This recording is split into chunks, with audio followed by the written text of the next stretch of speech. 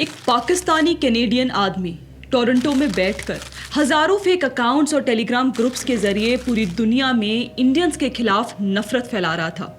और सिर्फ नफरत नहीं, उसका गोल था कि लोग इंडियंस से इतनी नफरत करने लगे कि उन्हें पीटना, उन पर अटैक करना और यहाँ तक कि उनकी हत्या करना भी नॉर्मल लगने लगे। और सबसे शॉकिंग बात, ये सब ओपनली टेलीग्राम ग्रुप्स में डिस्कस हो रहा था। एल्गोरिथम मैनिपुलेट करने की प्लानिंग, फेक वीडियोस को वायरल करने की स्ट्रैटेजी और इंडियंस के खिलाफ ग्लोबल हेट्रेड कैंपेन। लेकिन फिर एक स्क्रीनशॉट लीक हुआ और पूरा नेटवर्क एक्सपोज हो गया। आज जो भी इंफॉर्मेशन मैं आपको इस वीडियो में बताऊंगी उसका क्रेडिट जाता है अच्युता नाम के इस अकाउंट को, जिसने इस पूरे नेटवर्क को इन्वेस्टिगेट करा और इसको एक्सपोज भी किया। दोस्तों, इससे पहले हम वीडियो में आगे बढ़े, आप प्लीज हमारे सभी चैनल्स को सब्सक्राइब जरूर कर लीजिए। तो दरअसल देखिए, हुआ यूं कि सोशल मीडिया पर जब भी इंडिया को टारगेट करने वाले वायरल वीडियोस दिखते हैं, हम अक्सर सोचते हैं कि शायद ये ऑर्गेनिक आउटरीच है, शायद लोग जेन्युइनली रिएक्ट कर रहे हैं, शायद ये सब नेचुरली वायरल हुआ है। लेकिन क्या हो अगर कुछ वायरल ट्रेंड्स के पीछे एक ऑर्गेनाइज्ड इकोसिस्टम हो, एक ऐसा नेटवर्क जो फेक नैरेटिव्स क्रिएट करता हो, वीडियोस को कंटेक्स्ट से बाहर लेकर वायरल करता हो और जानबूझकर इंडिया और इंडियंस के खिलाफ हेट्रेड मैन्युफैक्चर करता हो। आज हम बात करेंगे सादिक अली नाम के एक पाकिस्तानी कैनेडियन इंडिविजुअल की, जिसके टेलीग्राम चैट्स और ऑनलाइन नेटवर्क के स्क्रीनशॉट्स ने इंटरनेट पर एक बड़ा कंट्रोवर्सी खड़ा कर दिया है। देखिए, पूरा मामला तब शुरू हुआ जब टेलीग्राम के एक ग्रुप का स्क्रीनशॉट वायरल हो गया। इस ग्रुप का नाम था पूप वर्ल्ड ऑर्डर और इसे एलिजेडली सादिक अली हैंडल करता था। लीक स्क्रीनशॉट्स में सादिक अपने फॉलोअर्स से कह रहा था कि एंटी इंडिया कंटेंट को और अग्रेसिवली स्प्रेड करो।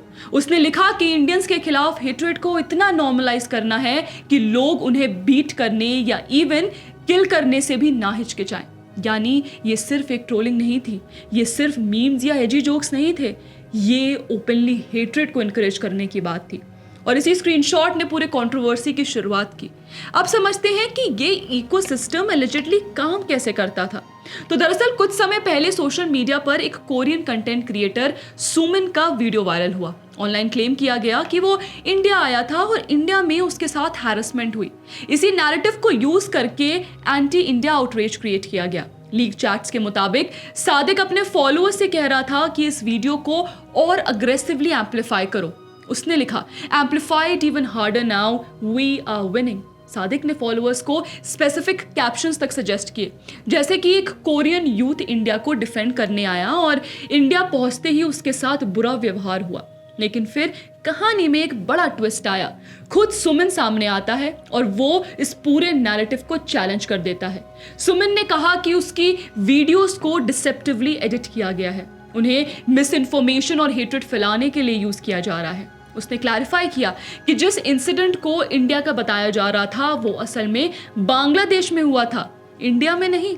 उसने ये भी कहा कि इंडिया में होली के दौरान वो बिना किसी डिस्गाइज के घूमा था और प्रेग्नेंट वुमेन या क्रॉस ड्रेसिंग वाली कहानी पूरी तरह झूठ थी। यानी एक इंसिडेंट बांग्लादेश का था लेकिन नैरेटिव इंडिया के खिलाफ चलाया गया और फिर उस नैरेटिव को वायरल करने के लिए कोऑर्डिनेटेड एम्पलीफिकेशन की गई। लीक चैट्स में सादिक अलेजेडली ये भी कह रहा था कि उसने कुछ अरब और वेस्टर्न एक्स अकाउंट्स को कंटेंट एम्पलीफाई करने के लिए पे किया है। लीक स्क्रीनशॉट्स में एक और चीज सामने आई। सादिक एलिजेडली बूस्ट कर रहा था कि उसका कंटेंट वायरल हो रहा है और एल्गोरिथम उसके फेवर में काम कर रहा है। Amplify it harder, we are winning. ये स्टेटमेंट्स इंपॉर्टेंट इसलिए हैं क्योंकि यहाँ ऑब्जेक्टिव सिर्फ ओपिनियन एक्सप्रेस करना नहीं था, ऑब्जेक्टिव था आउटरीच क्रिएट करना, मैक्सिमम एंगेजमेंट लाना, मैक्सिमम रीच हासिल करना। क्योंकि जितना ज्यादा एंगर उतना ज्यादा एंगेजमेंट, जितना ज्यादा एंगेजमेंट उतनी ज्यादा रीच। और सोशल मीडिया एल्गोरिथम इसी साइकोलॉजी पर काम करते हैं। लेकिन दोस्तों, कहानी यहाँ खत्म नहीं होती।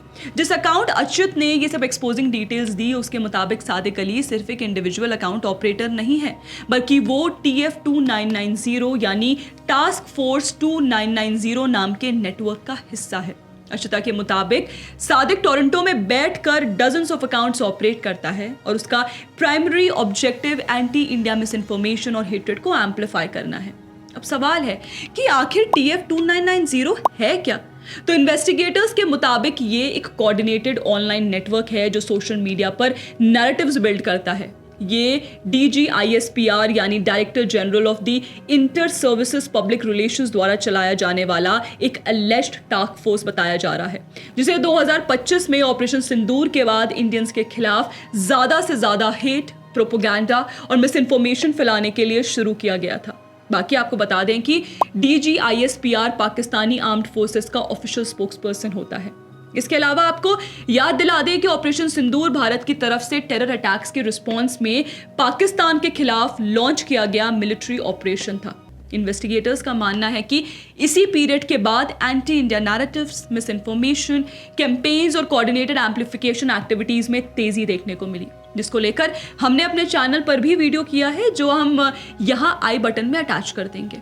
अब देखिए, इसी कॉन्टेक्स्ट में TF2990 को हम एलिजिडली पाकिस्तान के प्रोपेगेंडा इकोसिस्टम से जोड़ सकते हैं। वैसे ये कोई नई स्ट्रैटेजी नहीं है। 2016 में पाकिस्तान सीनेट की एक पॉलिसी रिपोर्ट में भी इंडिया के अंदर मौजूद फॉल्ट लाइंस को एक्सप्लॉइट करने, नैरेटिव वॉरफेयर चलाने और प्रोपेगेंडा कैंपेन्स को बढ़ावा देने की बात की गई थी। तब से लेकर आज तक ISPR कई फेक अकाउंट्स, बॉट नेटवर्क्स और कोऑर्डिनेटेड सोशल मीडिया कैंपेन्स के जरिए ग्लोबल लेवल पर इंडिया की इमेज को नुकसान पहुंचाता आया है। कई इन्वेस्टिगेशंस और प्लेटफॉर्म टेकडाउन्स में भी ऐसे नेटवर्क्स के सामने आने का दावा किया गया है, जैसे कि सादिक अली के केस में दिखा। अब आते हैं इन्वेस्टिगेशन के सबसे इंटरेस्टिंग हिस्से पर। अच्युता का दावा है कि उसने सादिक से जुड़े लगभग 42 टेलीग्राम ग्रुप्स आइडेंटिफाई किए, जिनमें कलेक्टिवली हजारों मेंबर्स मौजूद थे।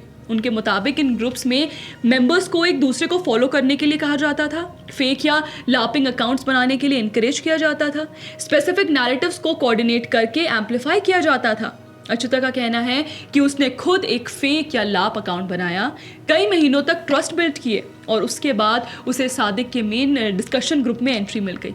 उसके मुताबिक ये वही ग्रुप्स थे जहां बड़े एनोनिमस अकाउंट्स मिलकर एंटी इंडिया कैंपेन्स डिस्कस करते थे। उसने दावा किया कि इन ग्रुप्स में वेस्टर्न, नाइजीरियन, चाइनीज और कई दूसरे एनोनिमस अकाउंट्स भी मौजूद थे और यहीं पर कैंपेन्स प्लान किए जाते थे।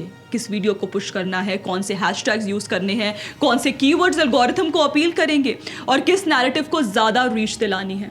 अच्युता का कहना है कि सादिक रेगुलर बेसिस पर फॉलोअर्स को स्पेसिफिक कीवर्ड सजेस्ट करता था ताकि कंटेंट एल्गोरिथम में बेटर परफॉर्म करे और शायद इसी वजह से उसके अकाउंट्स की ग्रोथ इतनी रैपिड थी। इन्वेस्टिगेशन में देखिए, एक और इंटरेस्टिंग एलिगेशन सामने आया।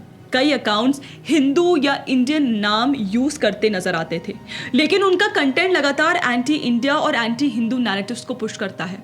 अच्युता का कहना है कि इनमें से कई अकाउंट्स इंपर्सोनेशन या लाप अकाउंट्स हो सकते हैं, यानी फेक आइडेंटिटीज जो ऑनलाइन सेंटिमेंट को आर्टिफिशियली इन्फ्लुएंस करने के लिए बनाई गई हो। उसका दावा है कि सोशल मीडिया पर जो morphed screenshots, fake DMs, Hindu gods का मजाक उड़ाने वाले मीम्स या इंडियंस को रेसिस्ट स्टीरियोटाइप्स के साथ दिखाने वाला कंटेंट वायरल होता है, उसमें से काफ़ी कंटेंट पहले इन प्राइवेट टेलीग्राम ग्रुप्स में प्रिपेयर किया जाता है और फिर एक साथ ट्विटर, टिकटॉक, यूट्यूब, इंस्टाग्राम और दूसरे प्लेटफॉर्म्स पर पुश किया जाता है। यानी अगर आप कभी सोचते हैं कि इंडिया के खिलाफ आधी अधूरी या फेक इंफॉर्मेशन इतनी तेजी से वायरल कैसे हो जाती है, तो इन्वेस्टिगेटर्स के मुताबिक इन टेलीग्राम ग्रुप्स का रोल उसमें काफ़ी बड़ा हो सकता है। लेकिन फिर स्क्रीनशॉट्स पब्लिक हो गए और सिचुएशन बदल गई। सोशल मीडिया पर बैकलैश शुरू हो गया, मास रिपोर्टिंग कैंपेन्स चलने लगे, पूप वर्ल्ड ऑर्डर ग्रुप डिलीट कर दिया गया, सादिक से लिंक्ड एक्स अकाउंट पूप वर्ल्ड ऑर्डर सस्पेंड हो गया और रिपोर्ट्स के मुताबिक इंडियन नेटिजन्स की मास रिपोर्टिंग के बाद सादिक का मेन अकाउंट भी सस्पेंड कर दिया गया। हालांकि उसका ऑल्टरनेटिव अकाउंट आईशोपू अब भी एक्टिव बताया जा रहा है और देखिए, उस अकाउंट को देखने पर भी एंटी इंडिया कंटेंट का पैटर्न नजर आता है। अक्सर dirty drains, unhygienic street food और आइसोलेटेड इंसिडेंट्स के वीडियोस पोस्ट करके पूरे इंडिया को रिप्रेजेंट करने की कोशिश की जाती है और कई बार तो पाकिस्तान, बांग्लादेश या दूसरे देशों की वीडियोस को इंडिया से जोड़कर प्रेजेंट करने के एलिगेशंस भी लगाए गए हैं। तो देखिए, इस पूरी कंट्रोवर्सी से एक बहुत इंपॉर्टेंट लेसन मिलता है। इंटरनेट पर इंफॉर्मेशन की बैटल सिर्फ फैक्ट्स की बैटल नहीं है, ये नैरेटिव्स की बैटल है। आज किसी बांग्लादेश की वीडियो को इंडिया बता दिया जाता है, कल किसी दूसरे कंट्री की प्रॉब्लम को इंडियन सोसाइटी का प्रूफ बना दिया जाता है और अगर कोऑर्डिनेटेड नेटवर्क्स, फेक अकाउंट्स और एल्गोरिथम गेमिंग इसमें इन्वॉल्व हो जाए तो मिस इन्फॉर्मेशन सच से भी ज्यादा तेजी से ट्रैवल करती है। इसीलिए अगला वायरल वीडियो देखने से पहले एक सवाल जरूर पूछिए, क्या मैं रियलिटी देख रहा हूं या किसी के केयरफुली डिजाइंड नैरेटिव का हिस्सा बन रहा हूं? अपनी राय हमें कमेंट सेक्शन में जरूर बताइएगा। जय हिंद।